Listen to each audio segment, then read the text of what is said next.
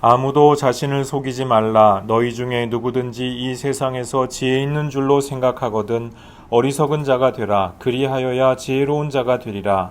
이 세상 지혜는 하나님께 어리석은 것이니 기록된 바 하나님은 지혜로운 자들로 하여금 자기 꾀에 빠지게 하시느니라 하였고, 또 주께서 지혜 있는 자들의 생각을 헛것으로 아신다 하셨느니라. 그런즉 누구든지 사람을 자랑하지 말라. 만물이 다 너희 것임이라. 바울이나 아볼로나 게바나 세계나 생명이나 사망이나 지금 것이나 장래 것이나 다 너희의 것이요 너희는 그리스도의 것이요 그리스도는 하나님의 것이니라. 아멘.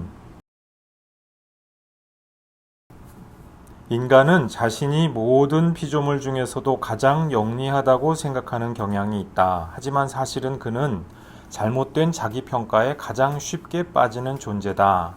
고대 로마 역사가인 폴리비우스가 남긴 명언입니다. 가장 영리한 존재라는 인간의 자기평가부터가 사실은 일종의 자기 아첨과도 같은 것일 수가 있다. 그런 뜻이 담겨져 있는 말이지요. 또 인간이 자기 객관화를 잘 하지 못한다 라고 하는 그러한 뜻도 되겠습니다. 18절 말씀입니다. 아무도 자신을 속이지 말라. 너희 중에 누구든지 이 세상에서 지혜 있는 줄로 생각하거든 어리석은 자가 되라. 그리하여야 지혜로운 자가 되리라. 자기 기만을 하지 말라 라고 하는 권면입니다. 그러면 자기 기만의 내용이 무엇입니까? 그 다음에 나오지요. 너희 중에 누구든지 이 세상에서 지혜 있는 줄로 생각하거든.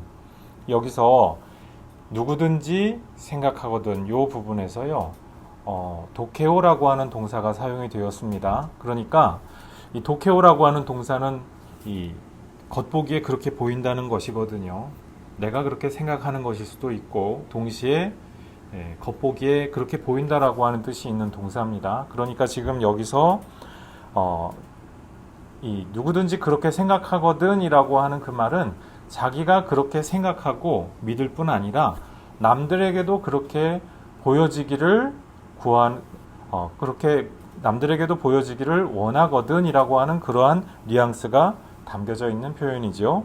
그러니까 내가 좀 지혜롭다고 내가 생각하는데 남들이 알아줘야 속이 시원하지 않겠습니까? 그래서 이 세상에 내가 자칭 지혜가 좀 있다면서 남들도 알아주기를 바란다면 또 그렇게 살아온다면 그것은 자기 기만이라는 것이죠. 지금 사도 바울은 그것을 말씀합니다. 독일의 대문호 괴테 파우스트를 파우스트의 저자 아닙니까? 이 대단한 그 명저 고전을 집필한 이 독일의 대문호 괴테가 이 말씀을 보고서 시험에 든 거예요. 이 파우스트의 내용이 뭡니까? 이 악마하고 계약을 맺어가지고 이 파우스트가 세상의 모든 지식을 다 알아간다는 그 내용 아니겠습니까? 그런데 그런 그 소설책을 쓸 정도의 분이니까 이제 이 세상 지혜는 아무것도 아니고 거기에 대해서 내가 지혜로운 척 하지 마라. 그거는 자기 기만이다. 이 말씀을 하니까 시험에 든 거예요, 이분이. 아니, 세상에서 내가 지혜로워지는 게 이 세상에서 내가 즐거움이고 기쁨이고 보람인데 이 모든 게 자기 기만이라니 내가 그런 걸 하지 말아야 된다니 나더러 어떻게 살라는 거냐 이제 그렇게 하면서 되게 낙심을 하고 불평을 했다라고 하는 그런 얘기입니다. 근데 사실은 이것은 본문 말씀을 오해한 것이죠. 어떻게 이 괴테가 오해한 것입니까? 우리가 이 세상에서 지혜롭게 살지 말라는 뜻이 아니죠. 본문 말씀은 그거하고 관계가 없습니다. 이 세상에서 우리가 지혜롭게 사는 것이 마땅하지요. 바보처럼 어리석게 그렇게 살아라. 지금 사도 바울이 그 말씀을 하고 있는 것이 아니잖아요. 이 세상에서 공부도 해야죠. 하다못해 알파벳, 사칙연산 이런 아주 초보 중에 초보에서부터 숫자를 하나부터 10까지 셀 줄 알아야 되지 않겠습니까? 곱셈 나눗셈을 하면 답이 나오게는 알고 있어야 되지 않겠습니까? 그런 것도 나는 오직 예수님만 알아야 되기 때문에 나는 공부를 하면 안 돼. 그렇게 하면 난 저주받을 거야. 사도 바울이 지금 이 말씀이 아니라는 것이죠. 그리고 우리가 수준 높은 공부를 하면 왜 안 됩니까? 사도 바울이 지금 그 말씀을 하는 것이 아니라는 거예요. 사도 바울이 다른 곳에서 우리 앞에서 그렇게 말씀을 했죠. 내가 예수 그리스도 이외에 다른 것을 알지 않기로 하였노라. 우리 그런 말씀 나누지 않았습니까? 그런데 그 말씀의 진짜 뜻이 무엇입니까? 그것은 내가 공부를 하지 말아야 된다. 공부하기 싫어하는 학생들이 너무 좋아할 말씀이죠. 근데 그 뜻이 아니라는 거예요. 마음이 나는 공부하기 싫어. 이 마음이 그냥 마음에 꽉 차 있는데 내가 그리스도 이외에는 아무것도 알지 않기로 작정하였노라. 그러니까 거기에 빡 꽂히는 거예요. 야, 사도 바울도 공부하지 않는다고 해서 난 공부 절대로 안 해. 이게 그 뜻이 아니라는 거죠. 괴테도 마찬가지죠. 나는 세상의 모든 걸, 온갖 걸 다 알고 싶어라고 하는 게 마음이 꽉 있는데 아닌 것처럼 보이니까 거기에 또 빡 꽂혀가지고 난 너무 실망이야. 기독교에 대해서 너무 실망이야. 이렇게 말씀을 읽어서는 곤란하다는 것입니다. 성경 원래의 맥락이 무엇이냐라는 것이죠. 사도 바울은 지금 모든 것들을 그리스도의 관점에서 봐야 한다. 이것을 거듭 말씀을 하고 있다고 하는 것입니다. 본문 말씀을 오해했다는 것이죠. 자, 세상 학문과 지식에 대해서만이 아니라 우리 인간이 하나님을 알 수 있는 것, 소위 말하는 경험 이상의 것, 우리 인간이 감각적으로 물리적으로 확인할 수 있는 것을 뭐라고 하죠? 그것을 형이하라고 하죠. 형이하학이라고, 또 거기에 대해서 이야기하는 것을 형이하학이라고 합니다. 그런데 이제 그 이상, 인간의 경험과 지각 이상의 것을 이야기하자, 이것이 형이상학이죠. 인간은 사람이 물리적으로 확인할 수 있는 것, 또 경험적으로 확인할 수 있는 것, 이런 것 이상의 것을 인식하고 이해할 수 있는 능력이 없습니다. 이것이 이미 여러 경로와 여러 기회를 통하여서 검증되었죠. 그래서 칸트도 이런 거에 대해서, 인간이 거기에 대해서 이야기하는 것은 무의미하고 할 수가 없다. 왜? 인간이 거기서 그 형이상학적인 것을 이야기하는 그 순간 인간의 지각이 거의 마비가 돼버린다고 하는 것이죠. 또 지난 20세기의 위대한 철학자 비트겐슈타인이라고 하는 분이 있는데요. 이분도 또 비슷한 이야기를 한 적이 있습니다. 인간이 자기가 경험적으로 물리적으로 체험적으로 확인할 수 없는 것에 대해서는 말을 하지 말아야 된다. 침묵해야 된다라고 하는 그런 말을 한 적이 있습니다. 그런데 우리 그리스도교 신앙이 믿는 바는 무엇입니까? 거기에 대해서 맞다고 동의하는 겁니다. 근데 맞다고 동의하는 동시에 어떤 이야기를 합니까? 인간으로서는 할 수 없는 바로 그 지점에서 하나님께서 우리에게 직접 당신 자신을 나타내 보이셨다고 하는 것이죠. 십자가와 부활의 예수님을 통하여서 우리에게 하나님을 직접 보여주시고 전달하여 주셨기 때문에 우리가 하나님이 보여주신 그만큼 알 수 있고 말할 수 있고 또 말해야 한다는 것입니다. 우리가 고통에 대해서 누구나 다 느끼죠. 또 질병과 질고에 대해서 누구나 다 겪습니다. 그것을 안 겪는 사람은 아무도 없죠. 그리고 결국은 죽음이라고 하는 그 미지의 차원을 향하여서 모두가 다 달려가는 존재이죠. 그런데 예수께서 바로 이 인간의 가장 연약한 차원으로 오셔서 그 모든 것들을 친히 다 떠안으시고 십자가를 통하여서 모든 것들을 다 짊어지고 가셨습니다. 그래서 우리의 고통은 더 이상 우리의 것만이 아니라는 거예요.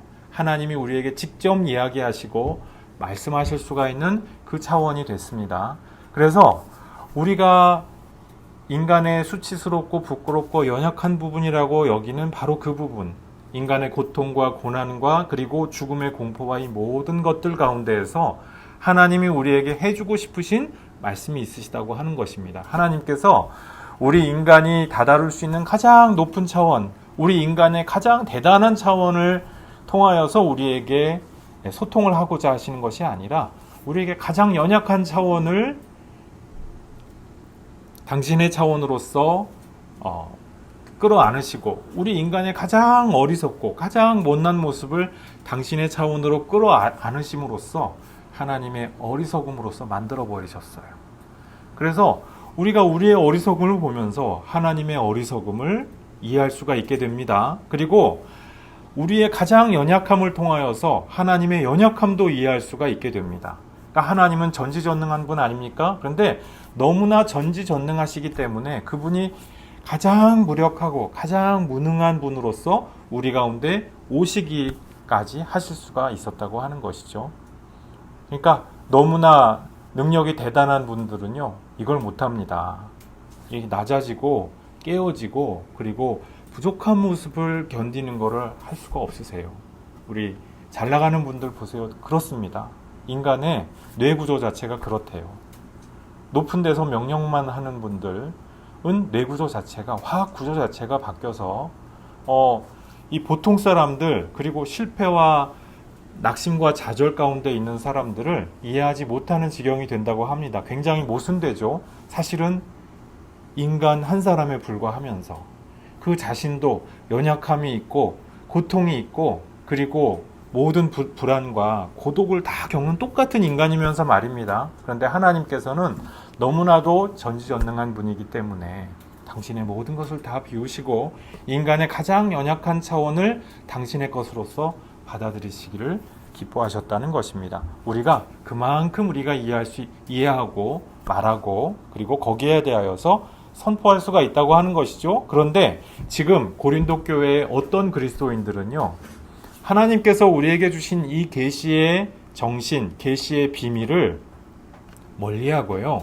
그것 외에 다시금 세상 지혜와 세상 부와 세상 명성을 끌어들이기 시작을 합니다. 그렇게 해서 내가 이만큼 알고 있으니까, 내가 이만큼 가졌으니까 내가 이만큼 더 하나님께 가까이 간 것일 거야. 내가 이만큼 더 지혜롭게 된 것일 거야 라고 그렇게 이야기한다는 것이죠. 얼핏 보기에 내가 하나님 은혜로 이만큼 지혜로워졌으니까, 이만큼 부유해졌으니까 내가 그만큼 복받은 것일 거야. 이 말이 굉장히 그럴싸하게 보입니다. 근데 사실은 진실이 아니라는 것이죠. 자기 기만이라고 하는 그 말씀입니다.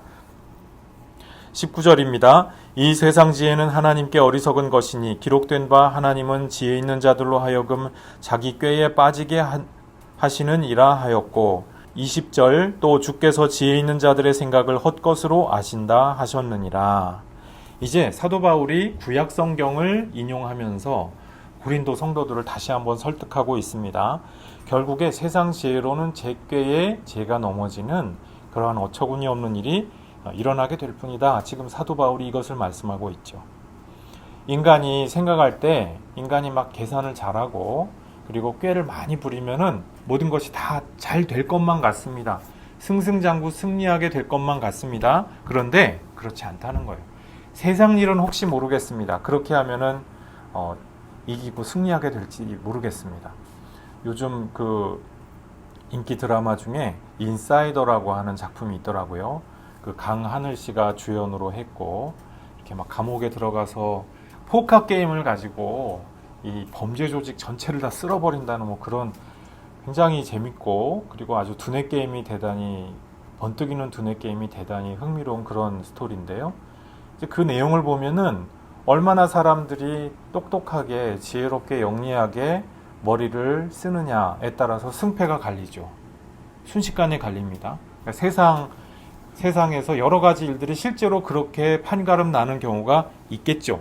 그런데 하나님 앞에서는, 하나님의 일에 대해서는 인간의 그런 잔꾀, 인간의 계산, 권모술수 통하지 않는다는 것입니다. 그러한 것들은 나름 인간이 지혜랍시고 그런 식으로 하나님의 일에 끌어들이는 인간의 잔꾀들은요, 결국은 자기 자신을 망치게 된다고 하는 것입니다. 궁극적으로는 인간의 잔꾀, 교활함, 권모술수, 이 세상의 세상 만사가 결국엔 하나님 앞에 있는 것이기 때문에 결국은 그와 같은 인간의 지혜나 명철이나 잔꾀나 술수 이런 것들은 자기 스스로를 망치게 되겠죠. 여기에 대하여서 말씀하고 있는 것이 바로 이사야서 5장 말씀입니다. 이사야서 5장에 보면은 스스로 지혜롭다, 스스로 명철하다 그런 자들이 등장을 합니다. 여기 보니까요, 이사야 선지자 당시 유대 왕국에서 어떤 사람들, 유다 왕국에서 그러니까 제일 잘 나가는 사람들 이야기입니다. 그 사람들의 행태에 대하여서 예언자가 고발을 하고 있는데요. 부동산을 막 정신없이 무한 증식하는 거예요. 산 넘어 산, 언덕에 언덕을 이렇게 넘어가도 전부 자기 땅이게, 그렇게 어떤 사람들이 그렇게 부동산을 무한 증식하면서 자기 혼자 거주하려고 하는 사람들, 그런 사람들이 있다. 마치 스올이 욕심을 내서 입을 계속 벌려서 다고다고 하는 것처럼 그 사람들의 욕심이 바로 그렇다라고 그렇게 이사야 선지자가 또 말씀을 합니다. 또 거짓으로 끈을 삼아서 죄악을 끌고 간다. 정당하게 자기가 노력해서 자기 노동한 대가로서 그렇게 부자가 된다. 누가 뭐라고 하겠습니까? 그런데 그 모든 것들이 거짓과 권모 술수로 이루어지고 있다는 것입니다. 자기 욕심을 관철하기 위해서요. 선을 악이라 하고 악을 선이라 하고요. 단 것은 쓰다 하고 쓴 것은 달다 하고 또 밝은 것은 어둡다 하고 어두운 것은 밝다고 하고요. 백성들한테 전부 도움이 되는 정책인데 그것을 이거는 굉장히 나쁜 정책이야 이런 식으로 해서 그걸 다 없애버리고요. 그런 일들 일어나지요. 의인한테는 악인이라고 누명을 씌우고 거짓 소문, 거짓 뉴스를 퍼뜨려가지고 그 사람의 영예도 빼앗고 결국에는 목숨까지도 빼앗는 일들, 이런 일들을 행하면서 와, 나 정말 머리 잘 쓰는 것 같아.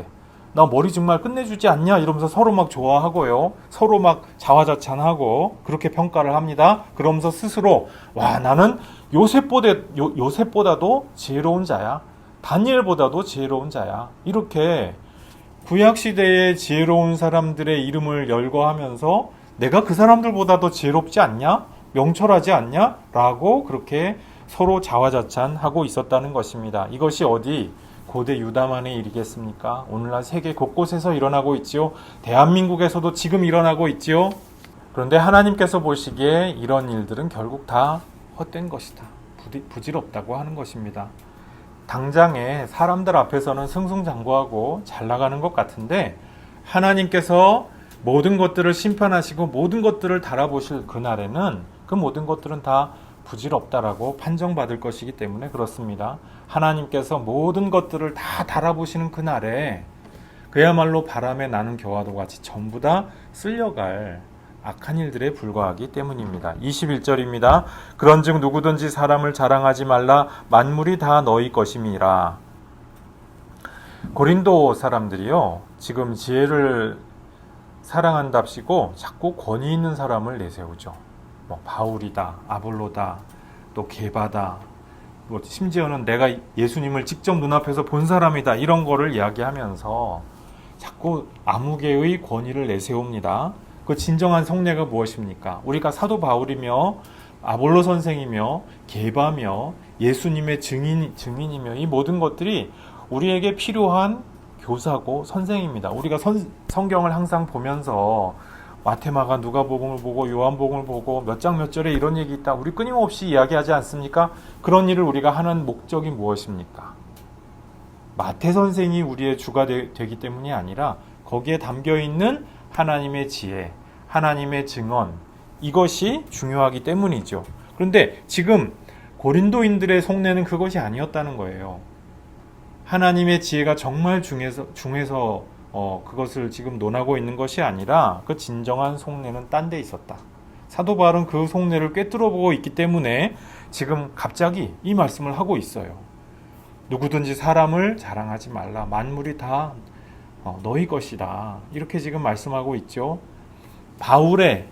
내가 바울의 추종자야. 내가 아볼로의 제자야. 내가 혹은 베드로의 직계 제자야. 이런 주장을 하면서 이야기하고 싶어하는 그것은 결국 그 사람들의 권위와 명성에 내가 편승하겠다는 거죠. 내가 그 사람들에게 속한 자로서 그만한 권위를 내가 그 사람들에 대해서 이야기할 때 나한테도 그만한 권위가 있다라고 이야기하고 싶어서 지금 이야기하는 것이죠.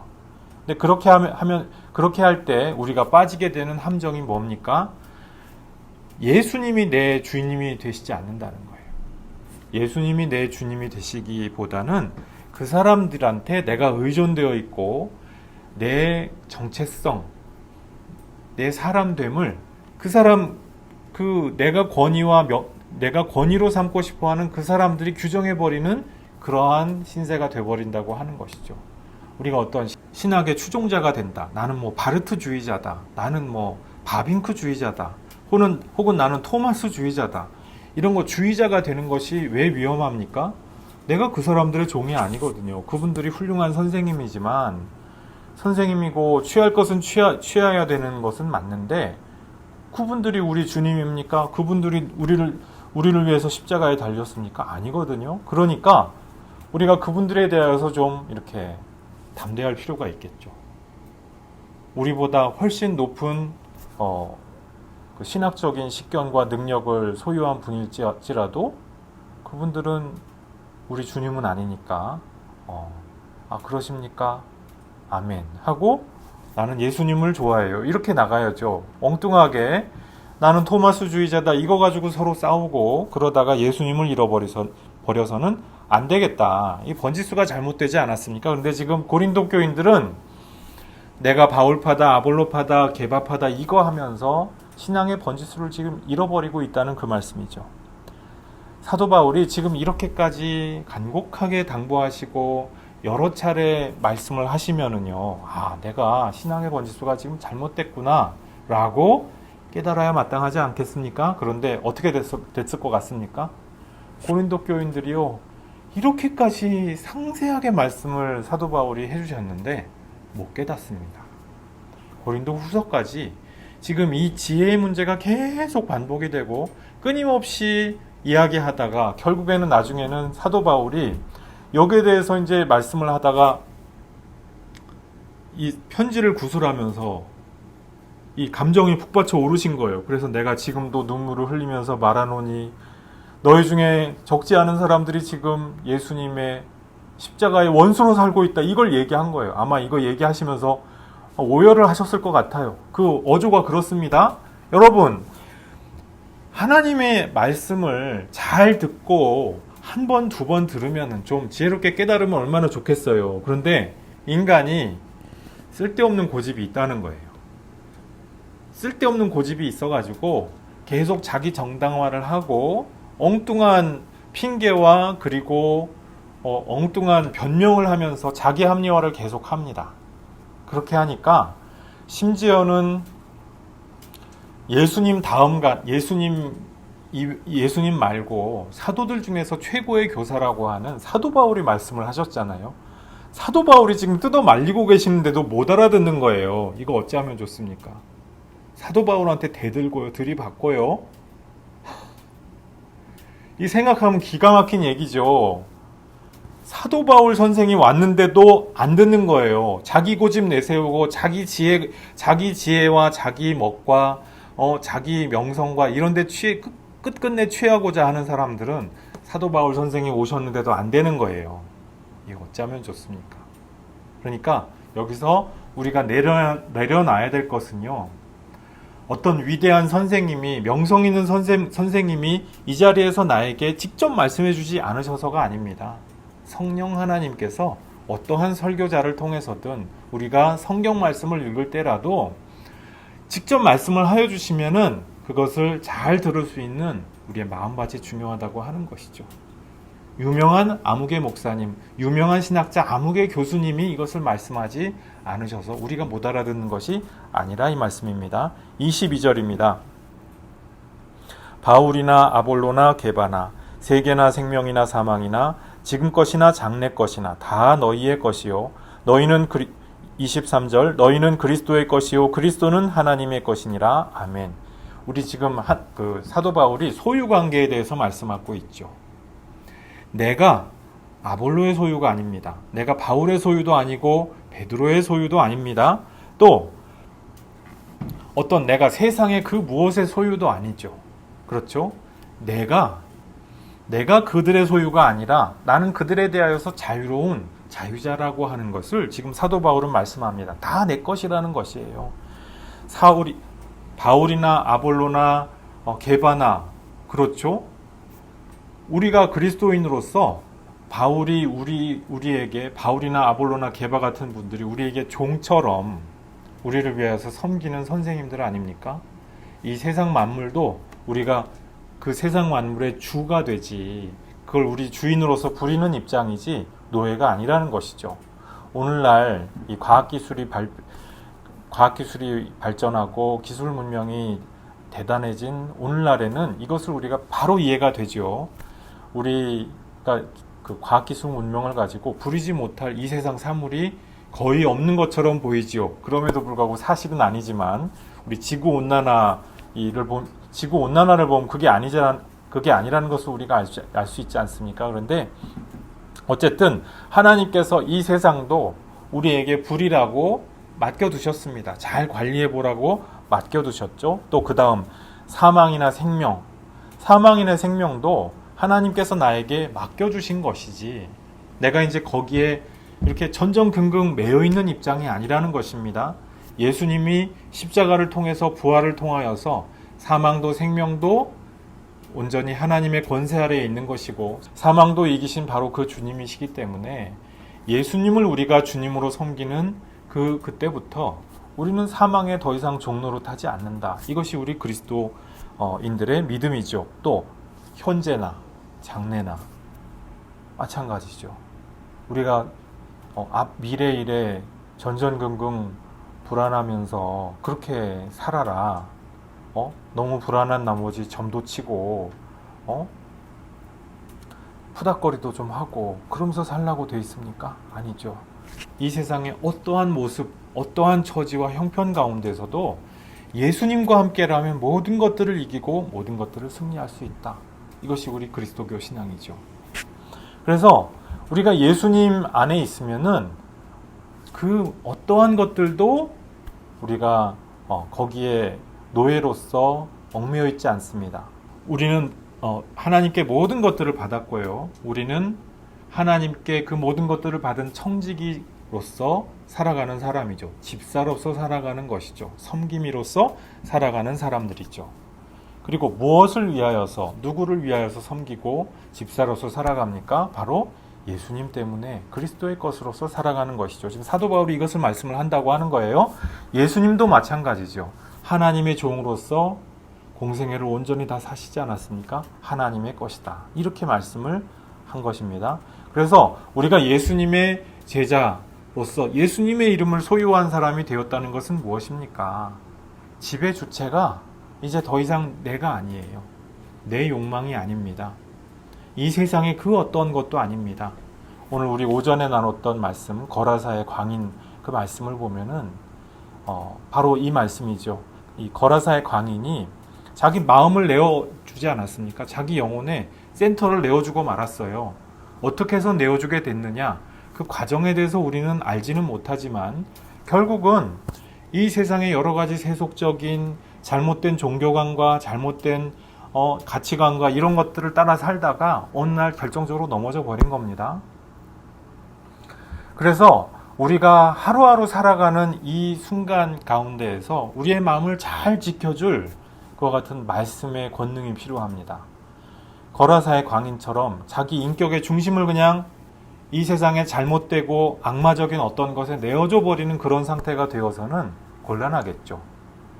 거라사 지방의 사람들도 보면은 50보 100보죠. 사람이 살았는데 지금 그걸 기뻐하기보다 예수님 어이 저리 가라 그러잖아요. 그게 뭡니까? 그 사람들의 가치관이 평소에 그랬다는 얘기거든요. 돼지를 쳤다고 그러잖아요. 하나님을 믿는 사람들인데 하나님의 백성들인데 돼지를 친다? 구약 성경 시대에 보면은 예수님 시대 때까지 돼지는 만지면 안 되는 부정한 동물이에요. 근데 돼지를 친다? 믿음하고 상관없이 살고 있다는 뜻이죠. 우리의 삶이, 우리의 중심이 과연 무엇을 위해서 살아가느냐? 이것은 우리 존재를 규정하는 문제가 됩니다. 거라사의 광인처럼 우리가 이 세상 것에 얽매여서 그렇게 살아갈 때 우리는 더 이상 그리스도인으로서 그 채모를 유지할 수가 없는 것입니다. 그리스도인으로서 마땅히 누려야 할 그 위엄을 누릴 수가 없는 사람들인 것입니다. 그러나 우리가 예수님의 사람으로서 이 세상에 그 어떤 누구도 나를 규정하지 못하고 오직 예수님만이 나를 규정할 수가 있다고 그렇게 우리가 믿고 우리의 삶으로도 그렇게 실제로 살아낸다고 한다면 그때부터는 우리의 삶이 근본적으로 변화하는 역사가 일어납니다. 예수님의 말씀을 통하여서 거라사 광인이 다시 일상으로 회복이 되지 않았습니까? 우리가 사실 정말 살고 싶어 하는 것은 일상의 삶이죠. 우리가 일상의 삶을 정상적으로 살아가고 싶어 합니다. 그런데 어떻게 정상적으로 올바르게 살아갈 수가 있느냐? 어떻게 정상적으로 살아갈 수 있느냐? 제대로 살아갈 수 있느냐? 하나님의 말씀을 통하여서 우리의 건강한 일상을 다시 회복할 수가 있게 된다고 하는 바로 그것입니다. 지금 고린도 교인들의 경우에는 지금 뭐가 문제였습니까? 이 예수님을 통하여서 지금 건강한 일상을 회복할 수 있는 그 다시 없는 기회를 선사받았는데 이거를 바울이다, 아볼로다, 베드로다 이거 가지고 싸우면서 자기들끼리 엉뚱한 거 가지고 시기질투하면서 지금 그 일상을 망가뜨릴 위기 앞에 있습니다. 자신도 망가뜨리고 교회도 망가뜨리는 것이죠. 우리에게도 건강한 일상을 회복하고 또한 하나님의 것으로서 그리스도의 것으로서 그렇게 아름답고 멋지게 살아가라고 하나님께서 오늘도 우리에게 권면하고 계시는 줄로 믿습니다. 이 말씀 붙드시고 이 세상에서 건강한 생활인으로서 다시 우뚝 서시는 여러분들 모두 되시기를 주님의 이름으로 축복합니다. 기도하시겠습니다. 아버지 하나님 감사합니다. 우리가 그리스도의 것이며 또한 그리스도는 하나님의 것입니다. 이 세상의 그 어떠한 것도 그 어떤 사람도 우리를 규정할 수가 없고 우리를 얽매이게 할 수 없는 것을 오늘 말씀을 통하여서 다시 한번 기억합니다. 아버지 하나님, 우리가 오직 주님만이 우리의 참된 주가 되시며 우리의 생사화복을 결정하실 수 있는 우리의 권세자가 되신다고 하는 사실을 항상 믿음으로 고백할 수 있게 도와주시옵소서. 우리가 하나님을 우리 스스로는 인식할 수 없으나 그러나 주님께서 예수의 십자가와 부활을 통하여서 하나님의 계신 그대로 볼 수 있는 그 희망을 주셨습니다. 아버지 하나님, 예수님의 십자가와 부활 붙들고 아버지 하나님, 하나님께서 우리에게 허락하여 주시는 모든 일들 가운데에서 주님이 우리 인생의 주님 된다고 하는 사실을 늘 고백하면서 승리하며 살아가는 그러한 믿음의 성도들 모두 될 수 있도록 은혜 내려 주시옵소서. 감사드리옵고 예수님 이름으로 기도드리옵나이다. 아멘.